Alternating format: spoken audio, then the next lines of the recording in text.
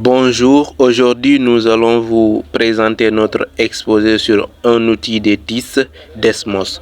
Desmos est un outil numérique éducatif très utilisé dans le domaine des TIS, technologie de l'information et de la communication pour l'enseignement. Il permet de tracer facilement des graphiques, de réaliser des calculs mathématiques et d'explorer différentes notions de matière interactive.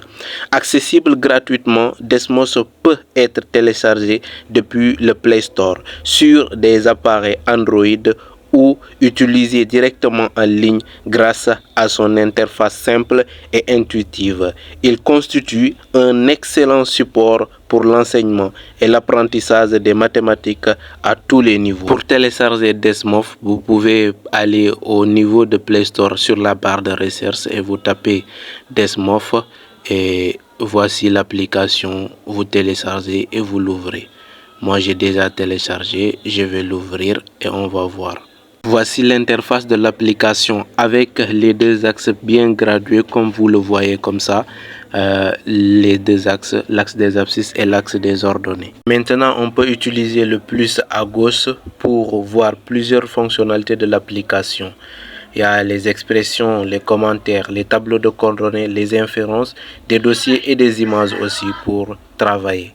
Maintenant, on va essayer d'utiliser les fonctions en utilisant une fonction très simple et voir comment l'application va tracer la courbe.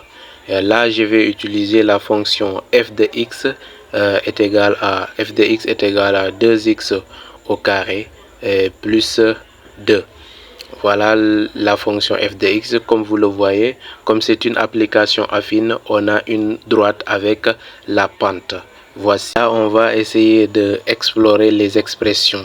Sur les expressions, on peut trouver aussi plusieurs fonctionnalités. Par exemple, si on touche le FCTS à droite, on retrouve toutes les fonctions trigonométriques, sinus, cosinus, les fonctions trigonométriques inverses, les statistiques, les opérations de liste, les distributions, les inférences aussi, tout et les fonctions f de x, les dérivés, on retrouve tous les outils mathématiques.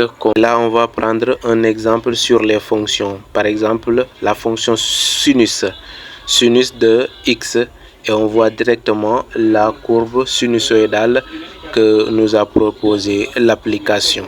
Très simple, on voit directement la courbe.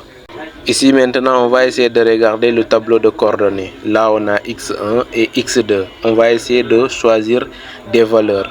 Par exemple, si on prend 7 et 2, on voit directement le point bleu qui s'affiche au niveau des coordonnées. On voit le coordonnée x est égal à 7 et y est égal à 2. Voici son point. Et là aussi, je vais représenter 2, 0. On voit directement le point bleu qui est entre 0 et 5. Et c'est évident. Et maintenant, si on regarde au niveau des inférences, on a les distributions probabilité ou inférences pour les données quantitatives. L'application aussi nous permet de comprendre comment l'utiliser très facilement. Si quand on touche le fichier en haut à gauche, on va retrouver plusieurs exemples qu'on peut voir les allures. Par exemple, ici, on a toutes les formes de courbes qu'on peut obtenir à partir de cette application et jouer aussi sur les paramètres pour essayer d'échanger les facteurs, les applications et comprendre comment évoluent tous les courbes. Par exemple, la liste des grilles, on peut aussi utiliser les couleurs pour nos courbes. Utilisons l'application affine. Y est égal à mx plus b. Là, on a m est égal à 2 et b est égal à 1. Par exemple, si on joue sur le paramètre m, on voit que la pente change de position. Elle devient négative ou positive.